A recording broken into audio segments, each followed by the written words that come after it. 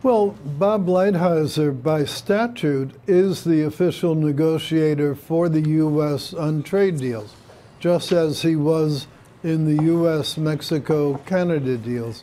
So I don't know why anybody would have been that surprised that he was the lead negotiator. He has been acting in that capacity. Mm-hmm. So that's not really news. I guess the reason people are reading into it is because there have been these clear signals that the advisors surrounding the president are kind of split on their views of what should happen here. Every time you see Peter Navarro move up, people think it's more concern about how hawkish that message will be coming out. Robert Lighthizer the same. When you hear from Stephen Mnuchin or Larry Kudlow, you kind of think it's maybe a more measured approach that's going to be coming from this. Again, that's speculation. That's how everybody reads the tea leaves. And Wilbur, I've always kind of thought of you as somebody who has some serious concerns about what's happening in China and maybe comes down a little more hawkishly on things. Is that a fair assessment? Well, I don't think it's a question of hawk or dove. There are a lot of improprieties in our relationship with China.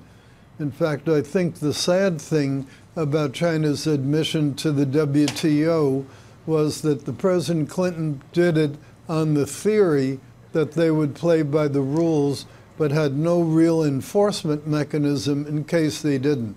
Mm-hmm. That's fundamentally the problem we're trying to solve, to deal both with the current trade deficit and with the theft of intellectual property, forced technology transfers, all of those activities.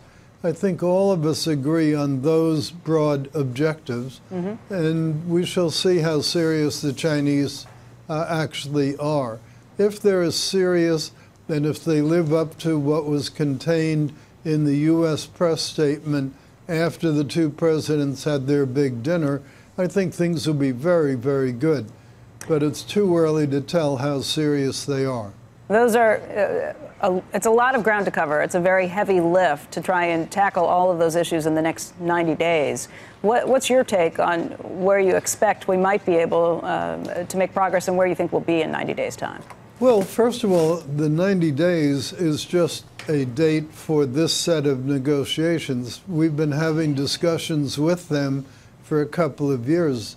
The President has had me in China 5 times during that period, and various of us for various other times. So it isn't that these discussions just pop out of nowhere. We had sent them back in May a list of 142 items that were important to consider, and the President got what he regarded as very good assurances from President Xi that a large portion of those would be addressed and very, very quickly, plus some new things like fentanyl. As you know, fentanyl has become a huge problem for our society, and they have pledged to really crack down on it. That would be an important and highly visible breakthrough just in and of itself. The real news, I guess, is that there is actual progress, or there are actual talks taking place. We'd heard from Larry Kudlow previously that when that list was sent back in May, it was met with silence. So I guess the answer is now there are open lines of communication and talks can potentially proceed?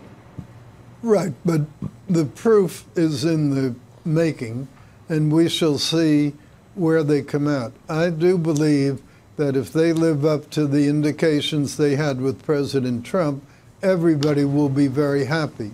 What's unknown is how much of that was just 40,000-foot level talk between two presidents and how much is real at ground level.